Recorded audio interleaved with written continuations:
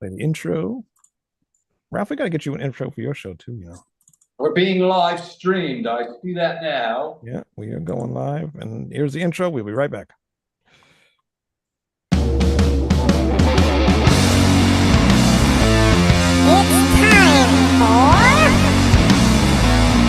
It's time for Flotsam and Jetsam with your hosts, Wayne New, Greg Narlow, and Lou Max.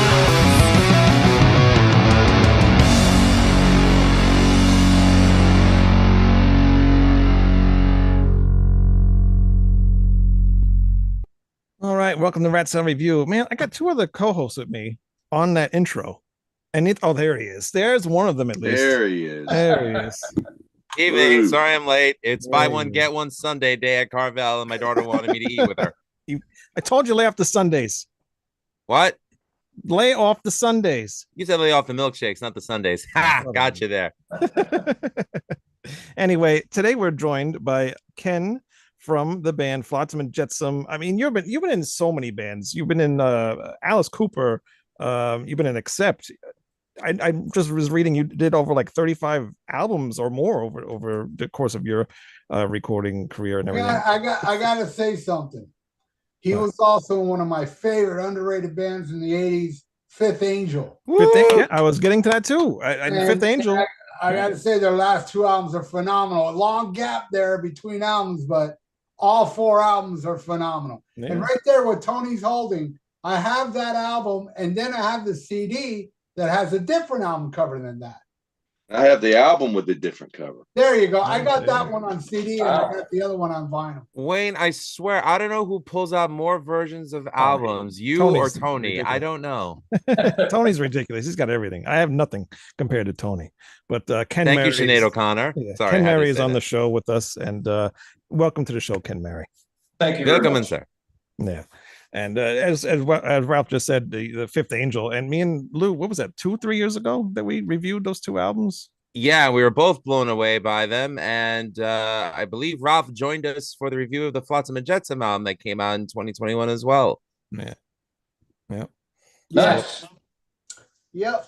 But Fifth Angel was a band I discovered on the Metal Shop. Y'all remember the Metal Shop? That Yeah. syndicated radio show? I do. I remember it. They played Fifth Angel, the song Fifth Angel. I ran out and bought that album, man, and Time Will Tell the second one was great, which was on the Howard Stern show. It was. It was his Midnight theme, Love. Actually, Midnight Love was his theme song for years and years and years.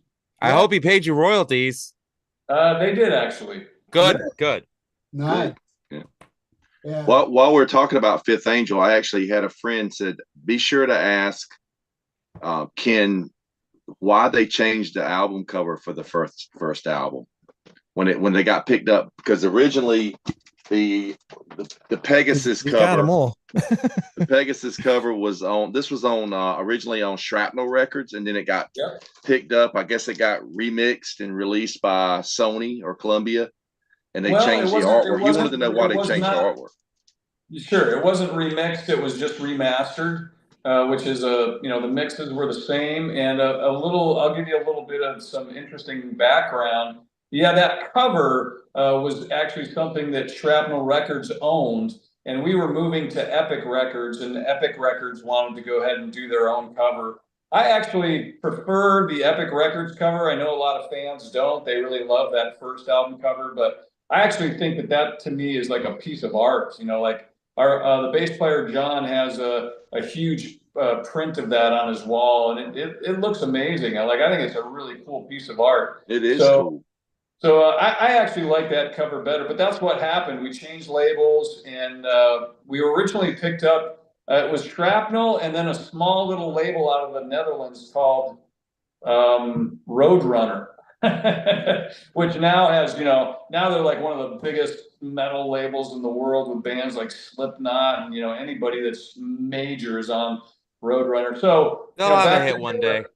Yeah, they were a fledgling little label back then, and I was a teenager talking to Sace Wessels on the phone and hashing out, some of the some of the different parameters of the deal and everything. And then what happened was we came out in Europe and started out selling. We ended up charting over there, bigger than some bands that were on major labels. And then Epic Records called us and came out and made sure we could play and signed us to a 7-album, $21 million deal, which sounds amazing. But basically everybody doesn't realize it's really loaded heavily in the back of the deal. By the time you get to your 7th album, you're making, millions of dollars on it. But, the first albums, it was a pretty tight budget. The first album was actually produced by a guy named Terry Date. I don't know if you guys recognize that name. This was his first. Some little band out of Texas, right? Well, he did help a little band out of Texas, but this was his first major label release ever, was Fifth Angel. He went on to produce Pantera, Deftones, Limp Bizkit, Soundgarden, ton of huge bands. Metal Church. Metal Church, yeah. Metal Church, I think, was his second major label album. They actually called me in to help them with some of the kind of like the setup and some of the technical end on that album. That's Time Will Tell. That's the second Fifth Angel album on Epic Records. By the way, we never got to see any of that artwork. That artwork, we really didn't feel like it matched the music, but what are you going to do? Great album. Yeah, it is a great album. I agree with you. They're both great albums. That cool thing about that album is I got a chance to work with a producer named Terry Brown, who produced a unknown band named Rush that only had sold like a bajillion albums. One of my favorite bands ever, by the way. So it was really an honor to be able to work with Terry Brown on that record as well. And here's another little weird bit of information. The drum kit I used on that was actually from Eric Carr from Kiss. And there are some photos of me playing that kit in the studio. We recorded that album in New York.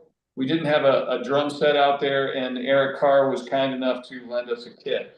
So that's another kind of like weird just conglomeration of information.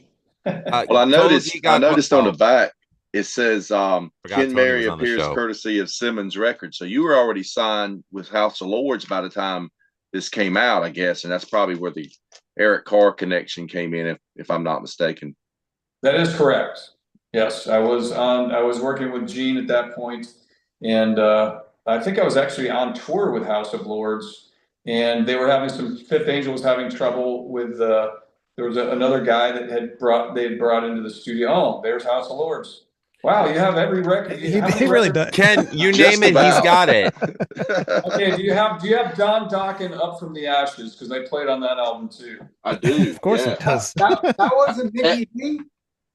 No, I played on The Hunger and 1,000 Miles Away and something else. Everybody always thinks it's Mickey D, but The Hunger is me, and he always got credited on that. And that's because my buddy Don gave me, he goes, well, I credited it like you asked me. And I was like, well, I don't know, Don. It's could have been credited a little bit better. It said what I played. It just said Ken Mary appears. I think it says the same thing, appears courtesy of Simmons Records. Doesn't say what I did. I could have played harmonica. Who knows? I could have.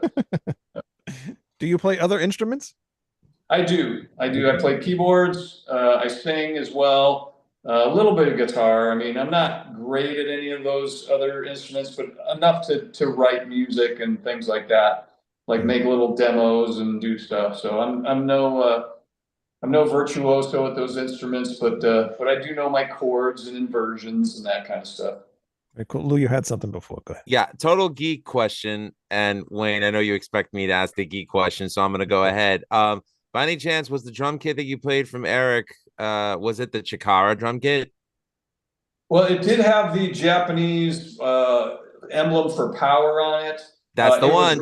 It was a red sparkle, but I think he had that on a bunch of kits. He had that on a chrome kit. He had that on I think I saw 3 different kits with that logo on there. So I don't know which one this was in terms of the order of tours or whatever, but it was red sparkle and it had the power emblem on it, Japanese symbol for power. Awesome. Yeah, I thought he only had it on a black kit, but okay, cool. Yeah, very cool. Now, like I mentioned before, actually, the first time I heard Fifth Angel was when we did that review, and I was blown away. And the only reason why I wanted to look it up because I saw you were in Flotsam and Jetsam now, so I wanted to check and see what other bands you were in. And I didn't realize you were with Alice Cooper and Fist, Raise Your Fist and Yell, which is stupid because I love that album. Just didn't realize it. But Fifth Angel was awesome when I discovered that. And then, Got that too. yeah, right there. Of course you do. He's got that too. Yep. Yeah. And Great but record. there was a Don't huge. ask him if he already has UFO Lights Out. He has that album. He's got it. You know, you covered that too. We did. We did a cover of UFO Lights Out. Yeah. Yeah. But what was the huge gap between the albums, the last Fifth Angel album, and then the more recent ones? Why was there a huge gap between those? Well, there's a number of reasons. The band got together and started playing some shows. I think in 2010 with a festival called the Kit Festival in Europe. I don't know if you guys are familiar with that at all, but it's called Keep It True. You guys know what that is? Yeah. Mm-hmm. Yeah, Yes. and they'll try to put together bands that had been retired or out of the scene for many years. But going back a little earlier, the band kind of dissolved around the whole grunge era. We were from Seattle, and once the '90s hit, you could see the labels were moving a different direction, music was moving a different direction, and it sort of kind of put the nail in the coffin, so to speak, for Fifth Angel. So, excuse me, the band was sort of dormant for many, many years. Fast forward to 2010, Kit called. The band, I wasn't able to do the reunion, but the band went ahead and did one show and a different singer too, because Ted Pilot, the original singer, was no longer able to sing. He had some sinus issues, some medical issues that prevented him from actually being able to sing. So it was a little bit of a different lineup, but they went and played the Keep It True Festival, and there was a great response. They headlined, and you're watching like 5,000 people singing along to all these songs. Pretty much every song was a everybody's just raising their fists and singing along, which was really incredible. And then there was some interest from Nuclear Blast. They wanted to hear some demos, and the band had put together some music, and the label wasn't interested. Then you have to go, I think, to 2017. There was another Keep It True, and one of the A&R reps for Nuclear Blast heard some demos that Kendall had been working on. I was back working along with the band at that point, and we put together a demo of 3 songs. They all ended up on the Third Secret album. I'm trying to remember the actual songs that we turned in. I don't remember off the top of my head. I do know that Queen of Thieves was on there. I think Stars Are Falling. There was, I think, We Will Rise. Actually, I think those were the 3 songs we turned in. And the A&R guy was Yop Wagemaker over at Nuclear Blast. He's still there, by the way. And he loved the songs, and they signed us up for another deal, and there you have it. Then you have a band that hasn't put out a record in a gajillion years, now putting out a new album. I think the first one was 2018, I believe. And we were really happy to do it. It was a great experience. It also was that particular lineup, which was John Macco and myself and Kendall Bechtel and Ed Archer. So it really worked out great, and the songs came together very easily, and the album came out and was very favorably reviewed and accepted, which, for us, that was the scary part. We were very nervous about putting out a new album when those first 2 were sort of considered, especially in Europe, they were kind of considered iconic. Right. So, we definitely felt the pressure on the Third Secret to make sure that it was something special, and we kind of feel like we did create something special. So yeah, definitely did. And Tony put up the Raise Your Fist and Yell album. How was it working with Alice Cooper? What was that like? Alice is I can only say great things about Alice. People know him as Alice Cooper. I obviously got to work with him very closely. And, you know, a lot of people don't realize, you know, he's super intelligent. He has an amazing sense of humor. He's freaking funny, dude. I mean, it's like he's got an incredible sense of humor. And it really was amazing working with him. You know, it was a fabulous time, and I always look back on that era as, you know, I have memories that last a lifetime, and it was a fantastic time for me personally. You know, I met so many of my friends that I'm still friends with, you know, years and years later. And you know, I met my wife on the second Alice tour, so it's like, Oh, wow. if I go back to that, you know, that era, I mean, it was really, you know, a special time, and working with Alice was great. Now, I will say there's some people within his organization that, you know, that are since gone. You know, they really had a hard time kind of holding a band together for a very, very long time. Right. And then they removed a couple of what I would call negative elements in the organization. And you know, I think things worked out much better for them. Yeah, I would say so. Ralph, you got something? I want to take up all the stuff But here. was it I know you played on Raise Your Fist and Yell, but you joined on Constrictor, didn't you? I did, yep. You did the Constrictor tour. I did, yep. Now I know it's hard for you to remember every show that you did on the Constrictor. I can remember every single show out of those 300 and some shows, no problem. Really? All right, then the show Sarcasm. the show I saw you at was on New Year's Eve in Miami. Remember I that? actually do remember that show. With He Vinnie remembers you. Vincent opening. Are you Oh, that talking- name. Are you talking about House of Lords, or are you talking about Alice Cooper? Alice Cooper, New Year's Eve at Miami Gusman Center with Vinnie Vincent and Baby. Wow. Well, I certainly, that's weird because I think we also played New Year's Eve with House of Lords down there. But I definitely almost partially remember that show. Yeah, I mean, you know, honestly, I don't remember it, but New Year's Eve is that one of those shows you always do remember. I think one year we played in Seattle, and then we went to No, I'm sorry, we actually had a New Year's Eve show in Anchorage. Oh, this I do remember because we almost all got killed. So here's a great story. This one's fun. So we play in Anchorage, Alaska, New Year's Eve. And we all go out, well, not all of us. Alice didn't go out and party, but, you know, we're all young. We're all full of spit and vinegar. We go to a party. We drink a lot. You know, we have a chartered jet, which is, you know, probably like a 727 or something. And the whole front part of the jet is gear, you know, our equipment, staging, all this kind of stuff. And there's like 30 seats in the back, and it's all the band and Alice and the crew. And so we're flying to Montana, and you know we have these deck of cards that the keyboard player Paul Taylor and I are playing with, and they have planes on them, and we're making jokes about the plane going down and crashing, you know, because I mean that's what a rock star thing to have happen, right? I mean the plane crashes, takes everybody out. So anyway, we're joking about it, you know, we're not taking any of that seriously. So the plane starts landing in Montana, and this is back in the late 80s, and apparently this airport does not have radar, and it was foggy.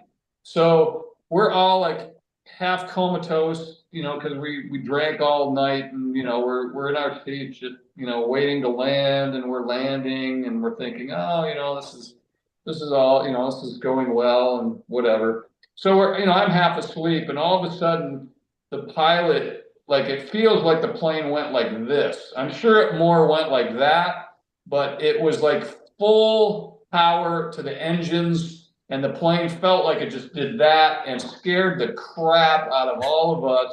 We're like, what is going on? So what happened was we had to divert to another airport. We had to sit there for a few hours until the fog cleared. But what happened was he thought he was landing on the runway, and apparently he was landing in trees. Oh, So, yeah, I mean, think about that. You know, fortunately he saw it and pulled up. I mean, we could have all been, you know, we're joking about getting killed, and we certainly could all have been killed. Yeah. Wow. wow. Crazy. Hey, Ken, did you, I know you played on Raise Your Fist and Yell, and you did the tour. Were you involved with the writing for the Trashed album at all? I was not. I actually left right before Trash. I had joined House of Lords, and I'm getting back to, people always go, why? You were touring with Alice Cooper. He's a legend, Rock and Roll Hall of Fame and everything.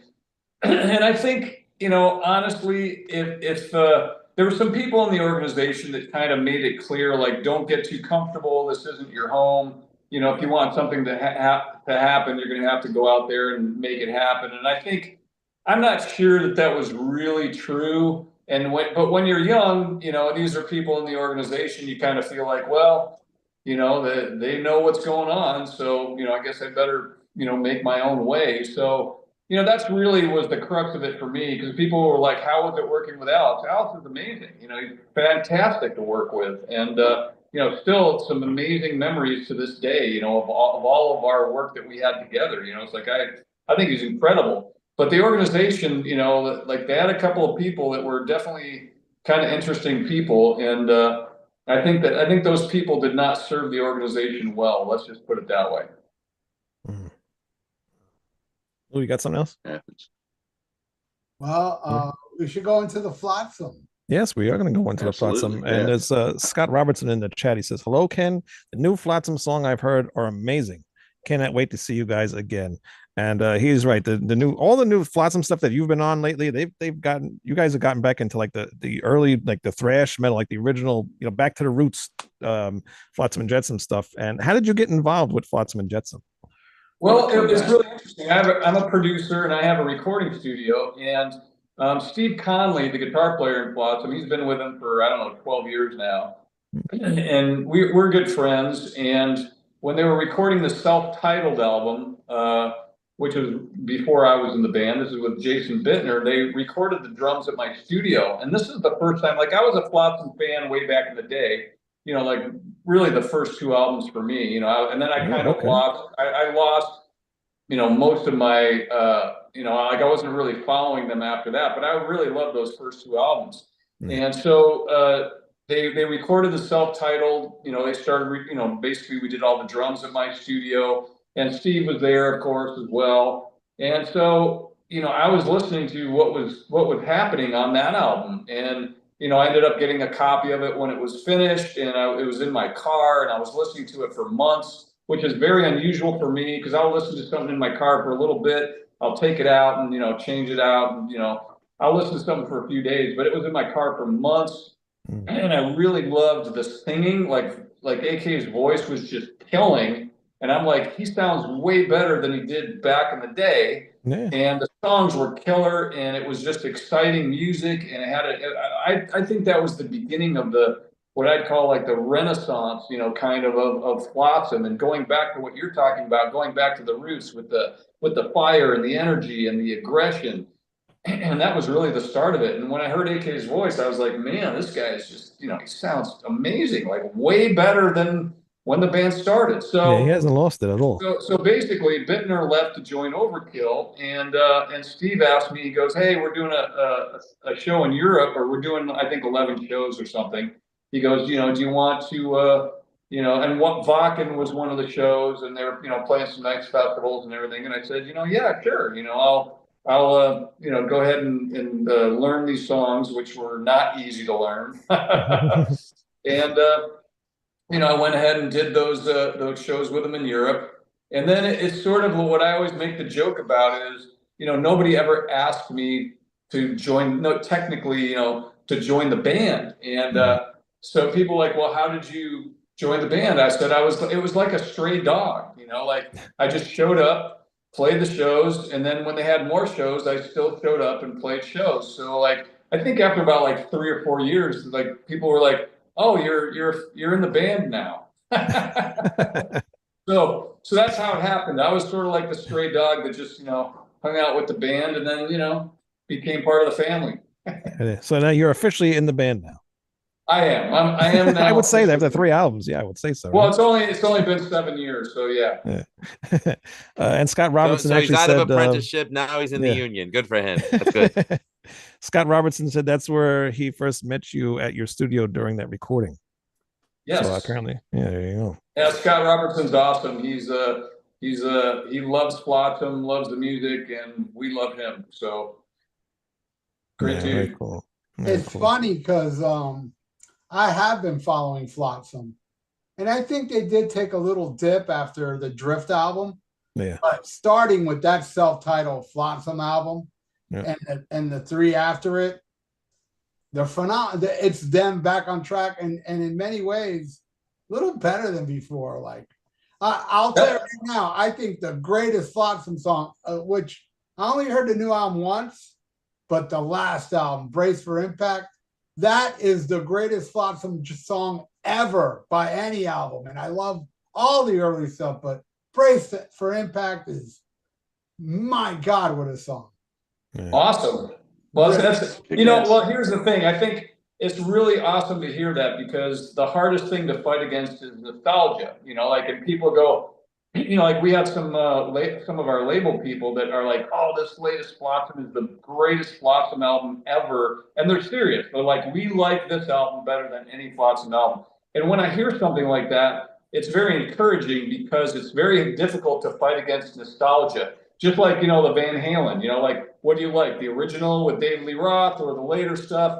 You're almost always going to be like the early stuff with David Lee Roth because that's when we first heard it and it blew our minds. And, you always remember that. And there's that feeling in your brain that you had when you first heard it. And it's kind of like the same thing with Flotsam. You heard that energy and you heard that, aggression, out of this young band. And, now like you're hearing something years later. And how can you compete with that? How can you compete with that nostalgia? And we've had so many people say, my favorite albums are like, the last three or the last four or whatever. And, honestly, that's so encouraging because, I just think like if we're actually beating out nostalgia, that's, to me, that's kind of amazing, actually.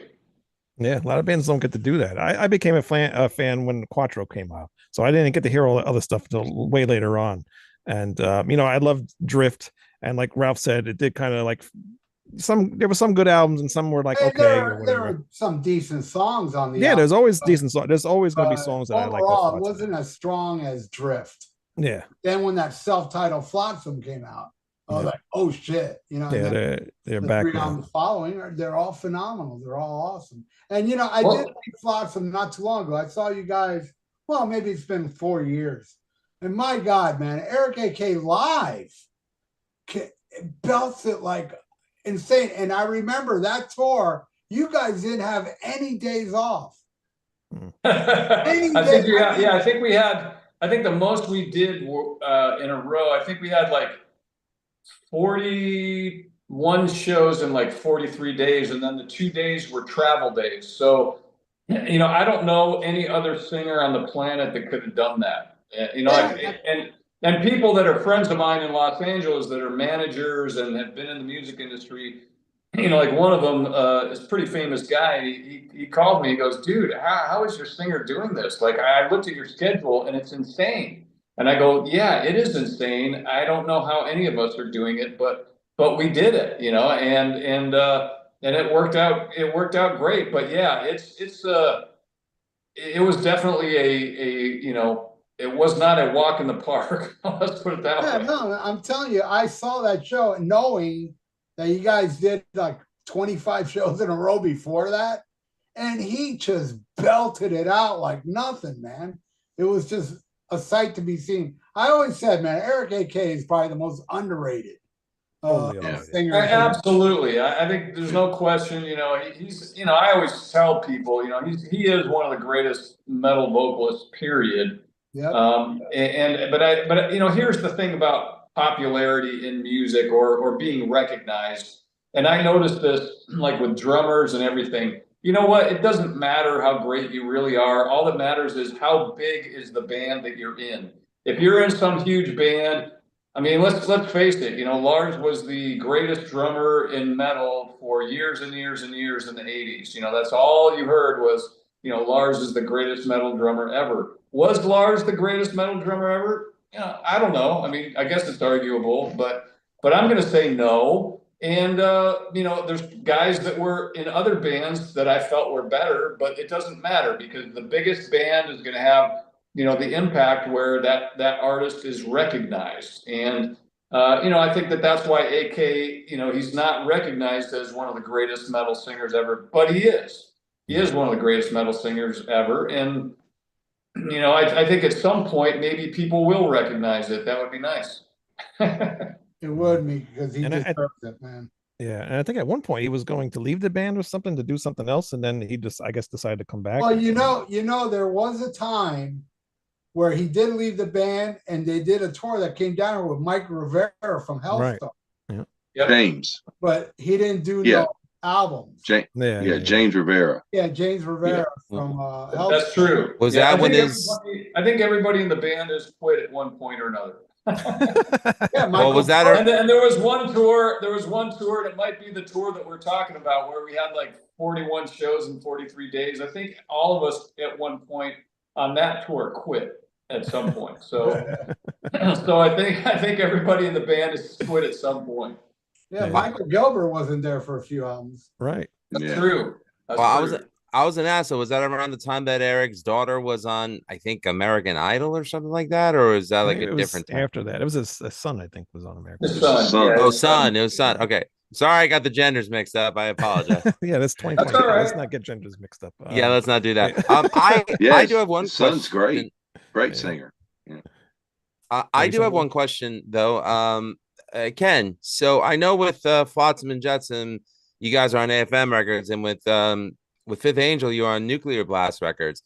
So like be on two different record labels, again, both with great rosters. Is there ever a conflict of interest for you, and what would you say would be like a difference between both those labels, if you're at liberty to talk about it? Yeah, I mean, I don't have a problem talking about it at all. And well, here's the irony in all of that is both of those labels are owned by a French company called Believe SAS. So they're actually under the same umbrella, and to a large degree, a lot of the functionality of the labels are sort of merged. So, there's different brands, but it's a lot of the same people, kind of organizing and orchestrating, what happens. So, I'd say that there is a difference. I'd say AFM, like you almost want to swap the two bands. Like you almost want to put Flotsam on Nuclear Blast and Fifth Angel on AFM. But just because AFM is like maybe almost a little more, I don't want to say commercial, but maybe not as heavy. You look at Nuclear Blast and their roster, and it's just really heavy stuff. A lot of death metal, a lot of really black metal, and AFM is not really quite like that. So I'd say in terms of the differences, I'd say the differences really come down to, what they're producing in terms of what they're putting into the marketplace. But as far as the mechanical machine behind the labels, they're very similar. Very cool. And then when you joined Flotsam, is there a different approach that you had to take with playing drums, with learning how to, play their style of the thrash metal? I'd say, yeah. I mean, it definitely was a little bit of an adjustment. I mean, not as much of an adjustment as some people think, because I think a lot of people were of the mindset, well, Ken was in played with House of Lords or Don Dokken or Fifth Angel, or, like, how's he ever going to play this stuff? But, to those kind of people, I'd say, well, maybe you need to go listen to stuff like Kiss of Fire on the second House of Lords album, or Slip of the Tongue on the first House of Lords album. It's like, or some of the stuff that's on the second Fifth Angel album. I mean, the hints are there that, certainly it's in my wheelhouse. And the thing I loved about Flotsam, and the thing that really drew me to the band was the fact that, like, hey, there's a lot of things that I play that I could only play in a drum clinic that now I can play on records and play live. And, like, it's really, freeing from a musical perspective. There's so many things, that I can put into the music that make sense and fit and are exciting to play and difficult to play. There's definitely a different level playing in Flotsam than it is in most other bands. Like, you have to really be in shape and you have to be sharp, and the changes go by really fast. So you have to really be on top of the songs. Yeah. Yeah, that's what I was noticing with your drumming with Flotsam, and it really gave it a good kick in the ass because the drummers before you were all great. I loved all the drummers that have been in Flotsam, but your drumming style and the way you've done with these new songs, it just blows. I'm a drummer too, so when I hear you doing Oh, some of these things, I'm like, how the hell is he doing that? It's things I don't even know how to do. So it's hearing you play drums with Flotsam is just awesome. well, I'm thank you glad very you're. much for the compliment. I very much appreciate it. And getting back to your question, yeah, it was definitely a little bit of an adjustment. But what I always talk about with Flotsam, and I think I just said it in a different interview, but I'll say it in this one too. Is the thing I love about it is what's being in Flotsam like, and I say, well, it's five guys in five race cars on a narrow road, and we're all pushing the pedal to the metal the entire time, and somehow we get to the end of the road and we don't crash. Like I don't know how. Like nobody in the band really knows how because we're all playing whatever the crap we want to. We're all putting in tons of stuff, whether it's bass or drums or guitars or vocals, like there's stuff everywhere. And somehow it all meshes together and fits and makes sense. And we even don't honestly understand how that works. Yeah, me and Lou are in a band together, and that sounds exactly how we work together too. So, Tom Drain. And for the record, our band is called Severed Angel, no relation. Yeah, we're not no relation. Well, that was the irritating thing about Fifth Angel is when that Always album an came Angel out, I band. don't think there was other than the band Angel that was in the 70s. I don't think there was. I mean, somebody correct me if I'm wrong, but the band was formed in I think 1984. There wasn't Death Angel, Dark Angel, this angel, that angel. There was none of those when the band picked that name. Yeah. I think it was 1984. I think is when that happened. So all you experts that have 10 million CDs, was there another something Angel band before Sure Fifth there Angel? was. I'm What's sure. that? Tony would know. I He's just probably remember got that. I remember the Angels from Australia as well. There were Angel City here. And also Angel Witch.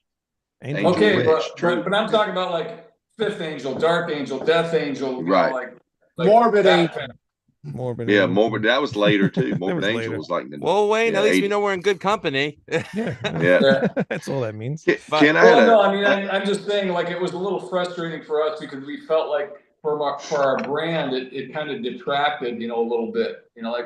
We're trying to create something, and then it sort of gets diluted because people are like, well, which angel are you? Which one? Fifth Angel, Death Angel, Dark? It's like there's so many that it actually became a little odd in our minds. Tom, I wanted to dreaming ask you nothing. about. Hold on one second. I'm going to the chat, Tony. Hold on. How dare you talk when he's interrupting Tony? It's my show. I can do whatever I want. Tom Dreaming Nothing in the chat. He says Flots is by far our most underrated band of the last 40 years. He's seen them countless of times, got to meet them at the infamous Station nightclub in Rhode Island. And he says Ken and Van Williams of Ghost Ship Octavius and Nevermore are his top two favorite drummers. Not even close, he says. So he can't wait for the tour. And there was no better vocal performance than Eric than Better Off Dead. I do love that, the way he That's a sings great that song. That's an amazing song. Yep. And I guess Scott Robertson saw that you guys on the 2001 My God tour. And Eric, Tom also says Eric and Chuck Billy, simple as that. So, all right, go ahead, Tony. What I was going to ask? No, I'm just kidding. Sorry. So Forgot. you're when you were involved with House of Lords and being on Simmons Records with Gene Simmons, I was just curious if when Eric Carr, they knew Eric Carr was sick and we knew that he was going to have to be replaced. Did your name come up at all? It definitely did. Yeah. I mean, I'll tell you a story. I don't think I've told this story. I don't think I've been asked about that. And I don't think I've shared this story in the past, but I actually did get a call from Gene. And, I knew that Eric was not doing well, but I thought, at that point we were hoping that he was going to get better. And, I asked Gene, I said, how's he doing? And he said, it's not good. He basically said he's not going to make it, which they were all obviously in shock and horror about. And he said, what contracts are you in? And I said, well, Gene, you're Gene Simmons of Simmons Records. You know what contracts I'm in. I'm in, the management contract and the record deal, and that's it. He's like, okay, don't sign anything else. And I'm like, okay. And he goes, can you sing? And I said, yeah, I can sing. He goes, sing something. I go, what? He goes, I don't care. Sing something to me.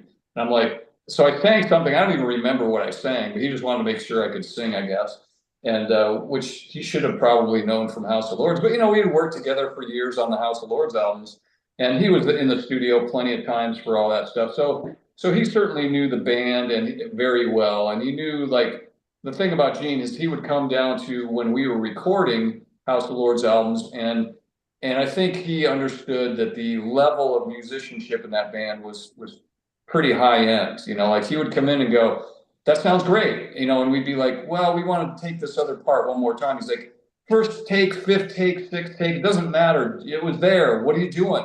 And we're like, we were perfectionists. We wanted everything to be perfect. We wanted it to be right. So the level of musicianship was pretty high. But I think Gene, honestly, I think he wanted me in the band. And I think that Paul, I mean, it really was Eric Singer's gig to lose, because he had toured with Paul. He had played on, I forget what song it was, basically in place of Eric Carr. Eric's in the video, but that's actually Eric Singer playing drums. So it really was, yeah, it really was his gig. But I think that there was a minute, or there was something going on where I think Gene wanted me in the band. But I do think Paul kind of, everybody thinks Gene runs that whole ship. I personally think maybe Paul really runs that whole ship in my estimation. Like I, if you look through Kiss's history, there's times where Gene was kind of AWOL and Paul was really, putting the records together and doing the work for everything that had to happen with Kiss. I think Kiss is a little more Paul, and I think, like I said, Eric toured with Paul and his solo thing, and I think it was a comfort level for Paul, certainly. Yeah, that would have been a heck of a gig. Would you have worn the makeup?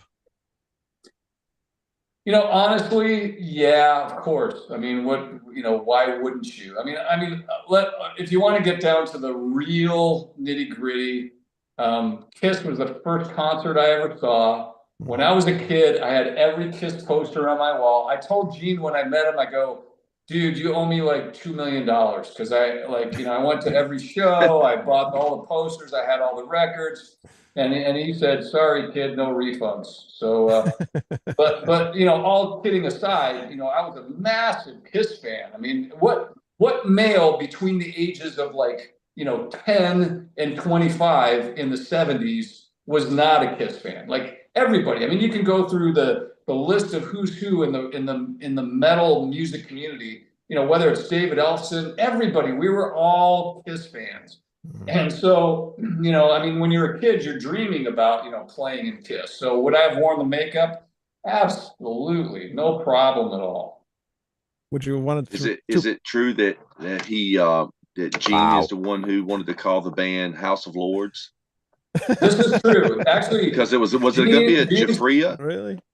Well, no, it wasn't going to be Jafria, because David Isley actually sang on the original demos, and I think Gene, for whatever reason, he didn't want a Jafria record. He wanted something new. He wanted a new name. He wanted a new singer. He wanted a new look, a new band. And I think it was the right call. I mean, I think it was, David Isley's awesome dude, great guy, great voice. Obviously Jafria had, massive hit with Call to Your Heart. And, I have nothing but great things to say, about Dave. He's great. At the same time, I do kind of understand that, Gene was looking for, something new, and he did come in with the name. And honestly, when you're working with somebody and somebody says, hey, I have a name for a band for you guys, your eyes are already starting to roll in your head. You're going, I can't wait to hear what this is, and when he came in and said House of Lords, we were like, wow, that's actually cool. We were actually surprised that we liked it. So anyways, yeah, it became House of Lords, and the rest is not musical history. Go ahead, Luke. I need to ask, was that you on drums for the song that Dave Isley and Bob Kulick did for SpongeBob SquarePants Sweet Victory? Was that you? Wow, I don't know the song, and I don't know if they pulled a drum track from something, so I'd have to go listen. But I don't think it is. The reason why I'm asking is because you're credited as being on a 2001 release of David Glenn Isaac called "The Lost Tapes," and that was a song that was on one of the more famous episodes. And the only reason I know this is because we have young kids in our family, and they made me watch SpongeBob SquarePants with them growing up. And I said, "Wait, I know that voice. That's the guy from Jafria. That's David Glenn Isaac." And well, I'm writing this down now so I can call my attorney. What is it called again? Sweet Victory. Sweet Victory. All right. And the kids all looked at me. They said, "Jahoo?" I said, "No, forget it." You know, we expect single digit. SpongeBob, right? Yes. If that's you, get your damn royalty money. Do you know what episode that is? Band Geeks. Jeez. How do I know this stuff? Jesus. Wow. Nerd. Well, did anybody know I was on 3 episodes of Full House? Does anybody know that? No. What episodes? Were you one of the Rippers? I was in the Rippers, yes. Oh my God. I was in Jesse and the Rippers. Wow, I was I had on no idea. Prom Night, Captain Video, and the season finale. And I think it was, I'm trying to remember what year it was. It might have been like 92 or something. But I tell you what, that was a great experience too. You know, I really had a great time. And John Stamos was awesome. I mean, I think he felt the show was, you know, kind of, you know, way too kid oriented. He's like, do you think this, you know, he saw us play in House of Lords and he's like, man, I want to get that drummer on the show. Yeah, So, says so the anyway, sideman for the Beach Boys. Right. Okay. yeah. And he, you know, he was pulling me aside and he goes, well, do you think this is a stupid show? And I was like, no, man. I said, it's a great show. It's a huge hit. And, you know, it's clean. There's nothing to be, you know, embarrassed about in this show, you know, but I think he felt like, I think no matter who you are, you want to be somebody else. You know, if you're John Stamos, you want to be Tom Cruise. If you're, you know, whatever, you know, just like if you're an actor, what you really want to do is direct. If you're a musician, you will really want to be a producer. You know, everybody always wants to be somebody else. And I think the famous, the people that are very famous are no different. Listen, thank God for John Stamos because of him, because Greek guys like me got white girls. That's what happened. So thank you, John Stamos. If you did get in Kiss and they said we're going to make new makeup, we're still on this. No, I just thought it in my head. What is there a certain makeup like you would make, like not Cat or the what are the other guy, the Fox or whatever? Do you have like a thing that you would have liked to have done?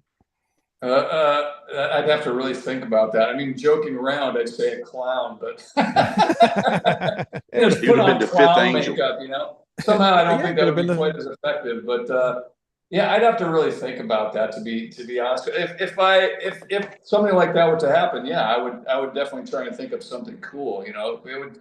I guess, you know, it'd almost be more of like what's behind me, you know, which I guess is almost like maybe a little more Gene type makeup or something like that. But I don't know. I'd really have to give that some thought. And I don't think it's going to happen, so I don't think I have to. No, I think we're done with that now.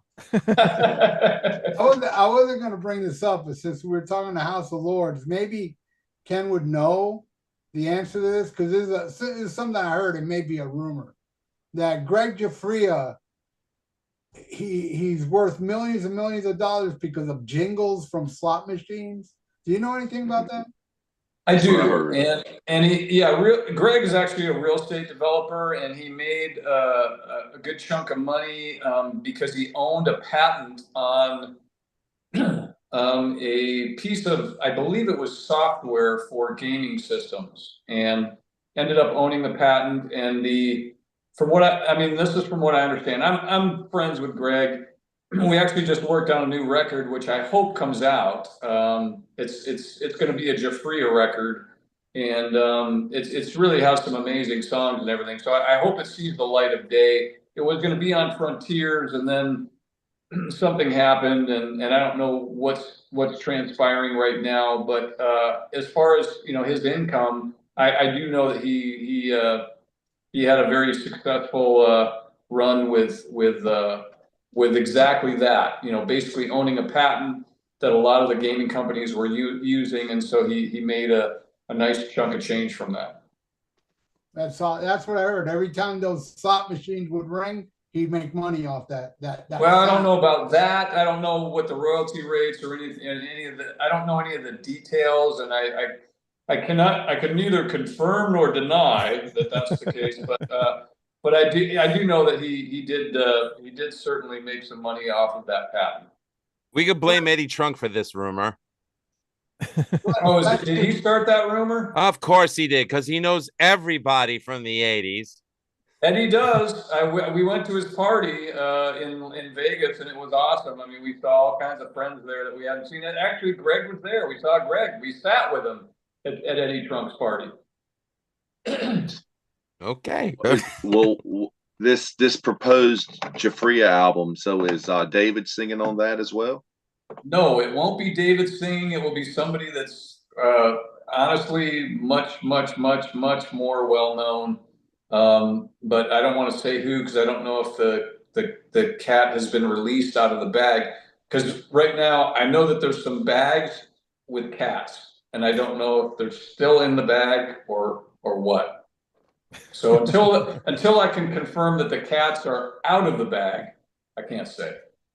Enough said. All right. Now onto the new Flotsam album. I am the weapon, right? That's what it's called, I think, right? I am the weapon. I am the weapon. Yes, that's right. I was right.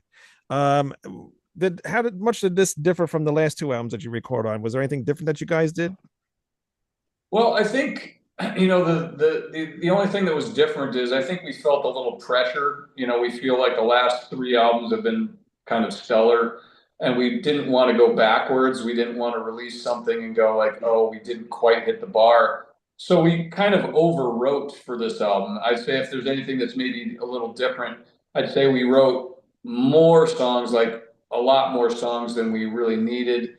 And we kept writing all through, like even while we're recording and finishing up other songs, we were continuing to write. We probably have like half the next record written. And we have some amazing songs that didn't make it onto the record because we didn't have time or whatever. You know, we were already finished with the 11 that we were going to use. And but I think that was probably the difference. You know, we definitely wanted to make a super strong record, and we always feel like, you know, we don't want to have a bad song on the record. And we feel like we've done that in the last four albums where, you know, there's not one song we're going to listen to and we're going to be bummed out that that's on the record. Right. So that was really the goal of this one too, was to, you know, really put everything into making songs that we were excited about. And we felt, you know, like, wow, this is cool. I want to listen to this. And we always feel like if we do that, then hopefully our fans will feel the same way. Yeah, definitely. I know I do, because it's a really good album. Ralph, got anything for the new album? I love it, man. I mean, you sent me when is it coming out? Because I need to pre-order that. It is coming out September 13th, which, ooh, scary kids. Yeah. It is Friday the 13th. Oh, so get your hockey mask so that the album doesn't break your face, because it's a kick in the face, this Flotsam album, this album right here. So there you go. Look at that. Wow. Well, you can kind of see it. It's disappearing into my background, but my background is actually the album cover. Yeah, it is. It's nice art, right? And I guess there's a theme going on. I mean, that's supposed to be Flotzilla, right? Right. That is Flotzilla, and actually we brought Flotzilla back, and he's been on the last three albums. So yes, we kind of went with the theme, and but this time he has wings, and you know, so he's like a Flotzilla. He's like a flying Flotzilla. So there you have it. Tony? The only song I've heard is the New Kind of Hero? New Kind of Hero. Yeah, we've actually released 4 singles. We released I Am the Weapon, which you might want to go check that out. That's really cool. We released Primal, which is, in my opinion, that's one of my favorite off the record. We released Burn My Bridges, which actually tons of people have told me that that's their favorite song. And we also released A New Kind of Hero. So what we're going to do is release all of the songs as singles, so that no one has to buy the record. That's the way things are going out today, though. Everybody It wants seems to like release you're singles. right. Yeah. Well, I did have a discussion with our label about this. I said, does it really make sense to have every song on streaming? Like, what if we just released like 3 or 4 with videos and just have those on streaming? And no one can give me a straight answer why we're not doing that. I think that the paradigm, the way it is now, is completely ludicrous. I can think of no worse business model. Like let's just let everybody have the songs for free and then ask them to buy the record. But Right. I mean, I'm sorry, but I don't know why any of these labels are doing this. I don't understand the methodology. I don't understand the thought process. It doesn't make any sense to me. That'd be like, okay, I'm selling you a car. Go ahead and take the car, and then later on, I'm gonna, go ahead and use it, and then later on, I'm gonna ask you to pay for the car. Like, Right. why would I pay for the car? It's in my driveway. I'm using it. Like, why should I do that? So, not to get like too buried into the business part of the music business, but what? Like, what kind of business model is this? Can someone explain it to me? I'd like to know. I don't think nobody's figured it out. So you're more of a fan of the physical product than you are of the streaming then. Well, I just think this. I mean, I think, we do, our fan base is older, obviously, and, we'll tend to still move things like vinyl. I personally love vinyl. I'd like to listen to everything off of vinyl. It sounds different. Some of my favorite sounding music is, listening to like I have an old Kenwood system that, the power amp was made in like 1976 or something, and old Infinity speakers. And I love listening to music in an old format. Like listening on earbuds to me is awful. Like if you really want to hear what stuff sounds like, listen to it on a great 70s stereo system. And I ask friends like, why did those systems just sound better? And the reason that I was told is that, nowadays an entire circuit board is on a chip. Back in the 70s, everything's on a circuit board with capacitors and, it's just big component electronics, and it sounds different. So, I'm a big fan of, vinyl and play it on a system that sounds amazing. And, the whole earbud thing and streaming and all this stuff, just for me personally, I'm not into it. Yeah, I don't blame you. Now, there's some people in the chat here. It says, I can't believe to fathom a double release. Do you ever think that with all the songs that you had left over, will Flotsam release like a double album with all the extra songs that you got?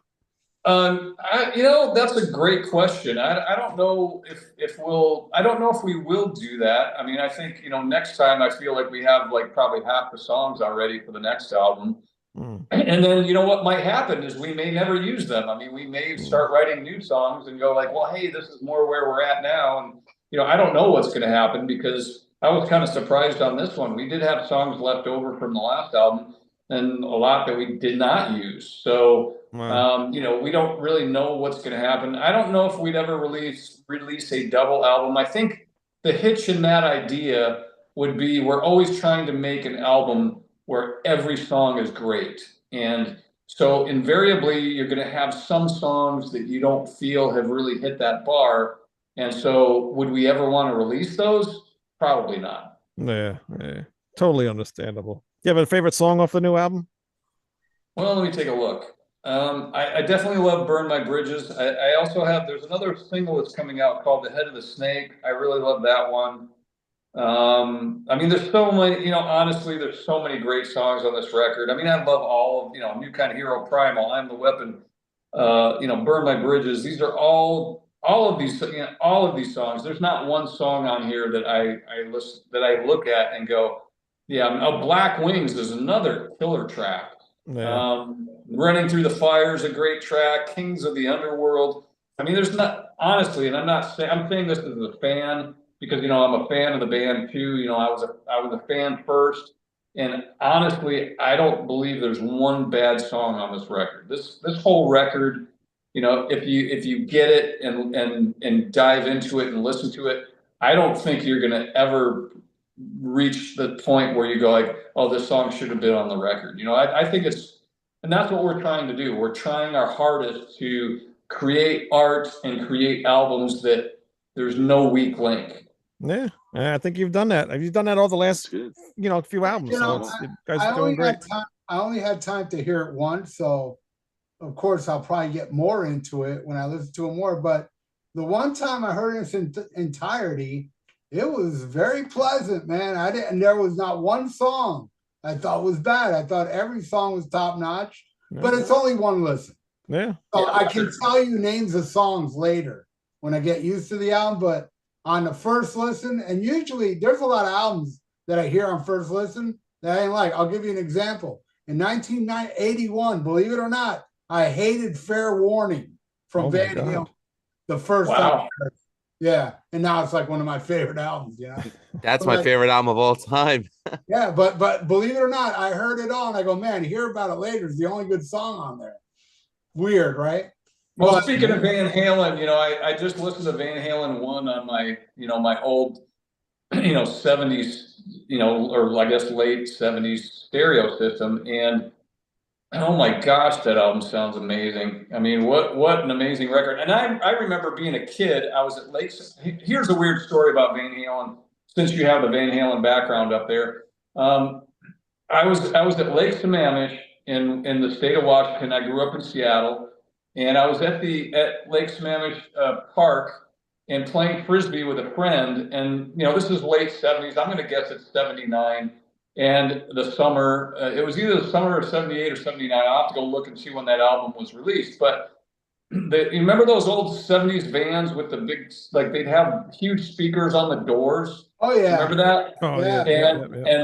And people would just start a party. Like they'd open the door, they'd pull out the keg out of the van, and blast music, and it was a party like right there, right out of the van.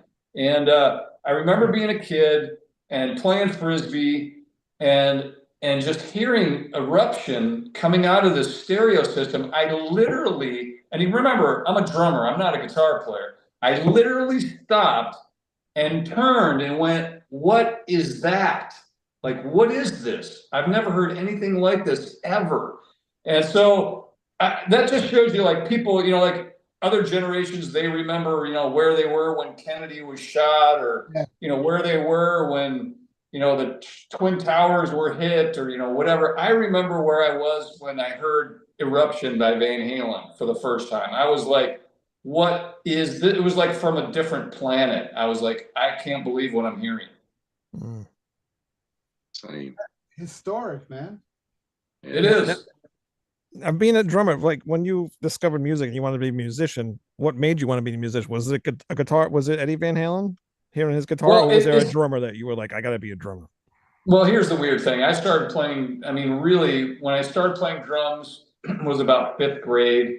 But I would say before then, I was always banging on desks with pencils, and teachers would have to take pencils away from me. And, just like, I always knew, like, there was something, like, people go like, did you choose the drums? And I'd be like, no, drums chose me. There was no question. When you get into 5th grade and they said, what instrument do you want to play? It wasn't like, well, let me think about it. It was like, drums, duh. I have to play drums. Like, they chose me, and it was just one of those things. But then I actually learned all of the, reading music and the rudiments and jazz and fusion and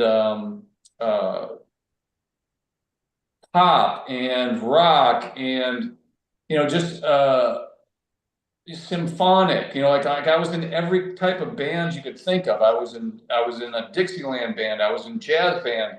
I was in the orchestra. I was in the marching band. Like, everything you could do from drums, I was involved in. So, but then I saw Kiss, and then that was a problem because my teacher had been my drum teacher had been teaching me things like, Return to Forever and Yes, and all these kind of fusion-y type of bands. And then all of a sudden I saw Kiss, and I was like, I want to do that.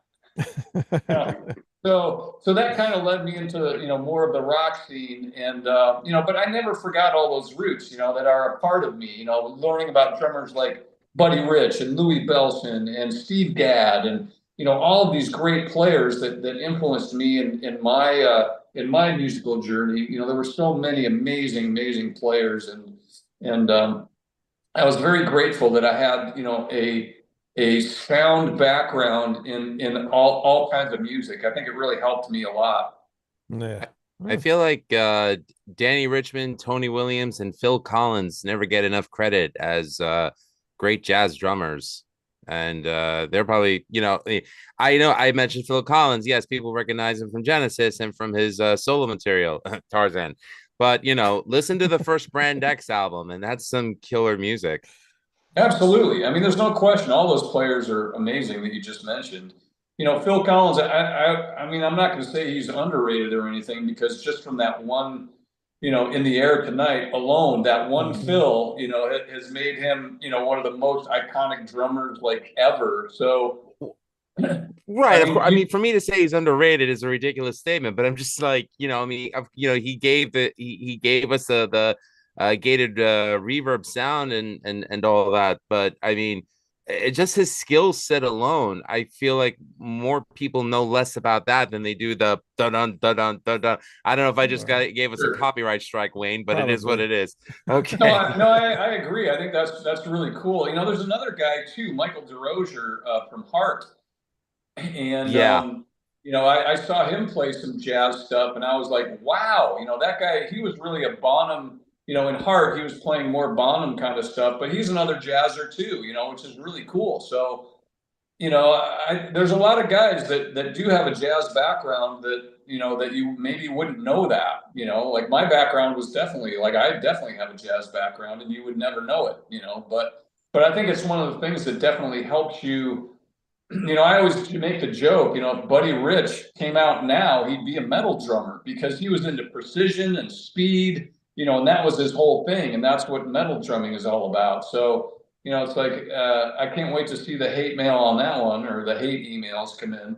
But yeah, Buddy Rich, if he was born now, he'd be a metal drummer, guys. He would.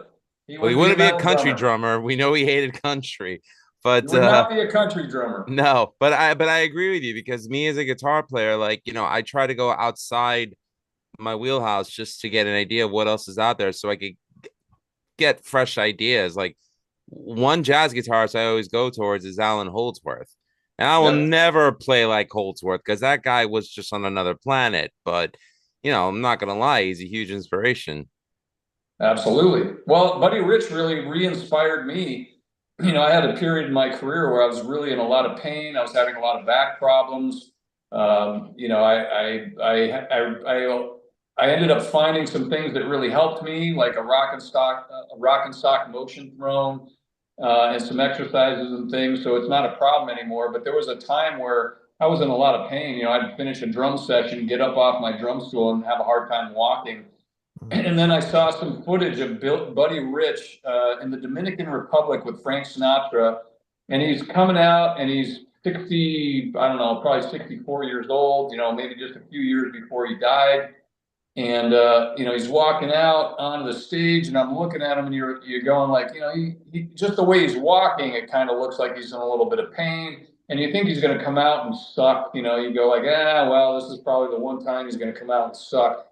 He comes out and rips your face off, for like, they play West Side Story, and he just shreds your face. Like, even today, any drummer I challenge to go and play, I challenge any drummer, go play his solo from West Side Story, the one he did with Frank Sinatra, Dominican Republic. I'd love to see somebody try and do that. Anyway, he just came out and shredded it. And I'm thinking to myself, and this is when I was much younger than I am now, and I was thinking to myself, well, if this guy, can get out there and do that at his age, I have no excuse, and that really inspired me to overcome the obstacles and really get back into playing drums. So, I mean, he inspired me twice in my life, you know what I'm saying? When I was very young, and then later when I wasn't, physically feeling well, he inspired me again. That's cool.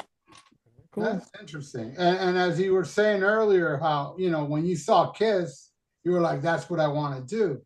But also, if you really think about it, Peter Criss had that swing. You know, Peter Criss, I got to tell you, hats off to Peter Criss. Anybody that says he's not a great drummer, amazing.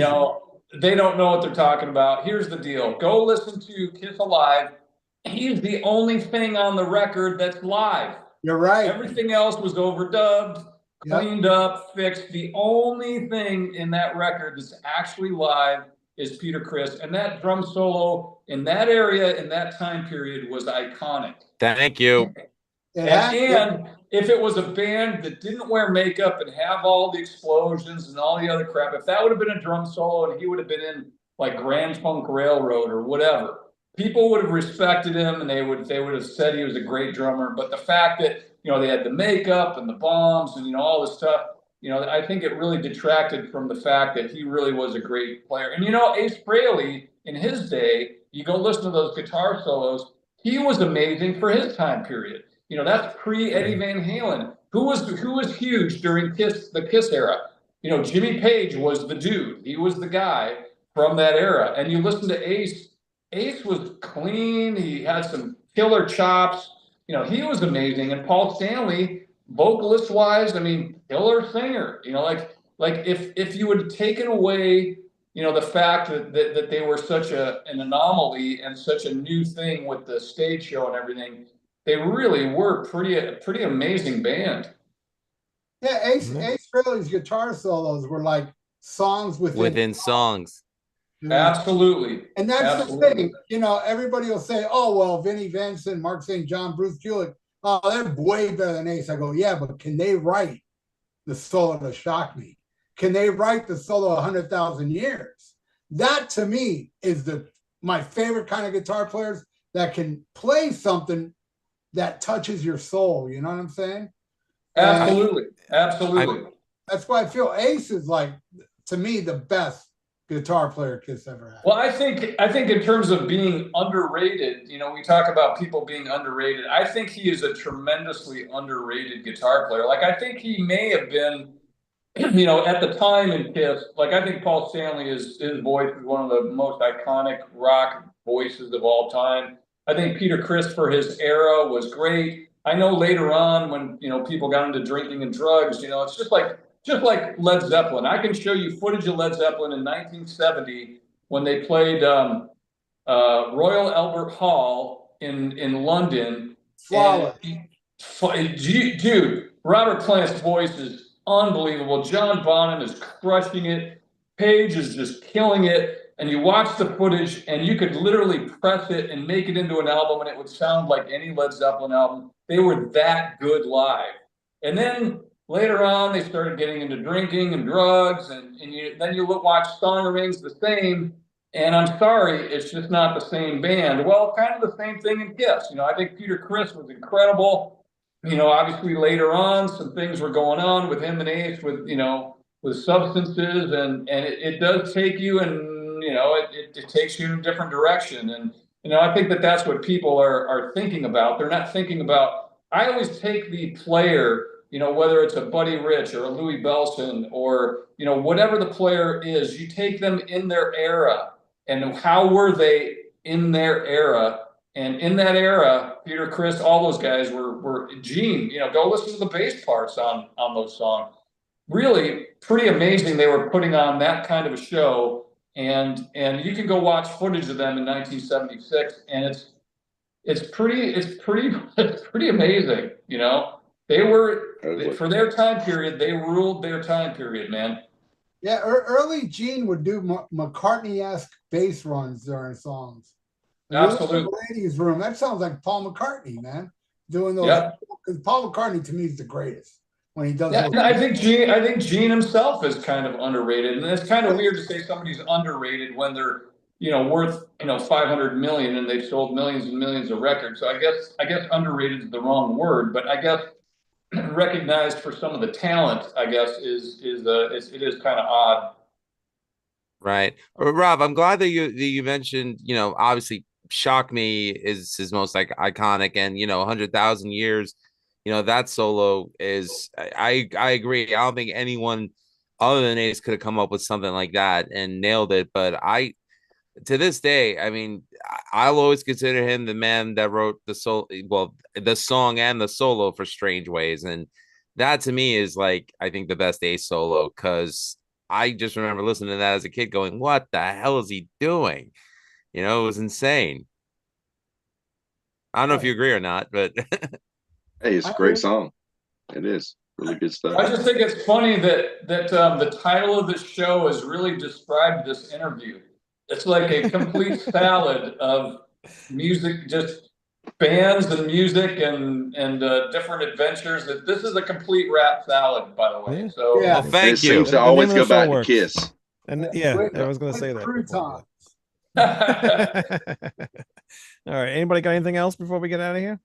No, I had fun doing this interview though.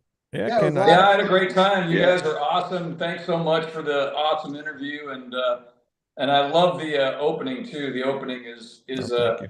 iconic, or what I like to say is iconic. It's very iconic.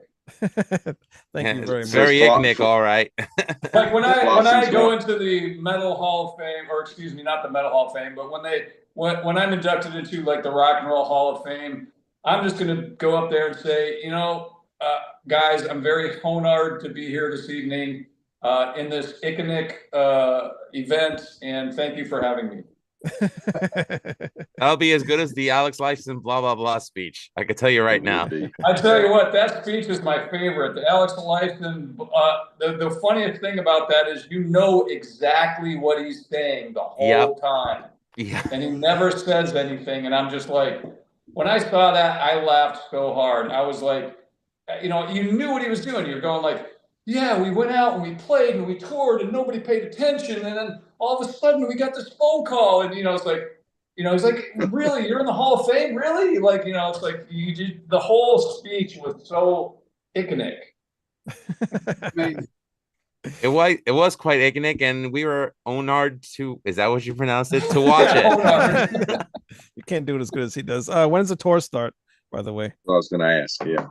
For us, we've been touring the whole time, actually. We did 3 weeks earlier in the US. We've been doing festivals in Europe. We're going back to Europe this Saturday. We played Wacken. We played Grass Pop, which is a massive festival in Europe.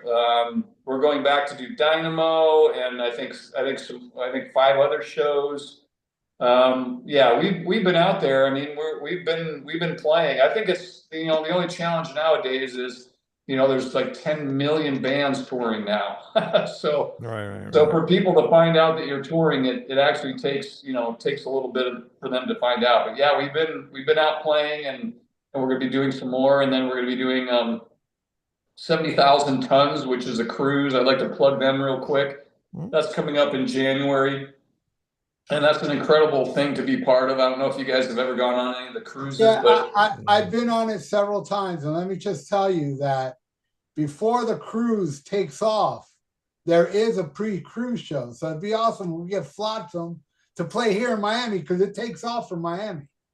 that would be great. Yeah, I tell you what, I've been on a couple of these cruises, and to me, they're the most fun, because it's like being at a festival that you have a room at. You know what I mean? Like you can, like if you need to get out, you can go get something to eat. You can go back to your room, use the restroom, like whatever you want to do. Take a nap, and then go back out and go see more bands. And it's really like I think that's like almost an ideal situation.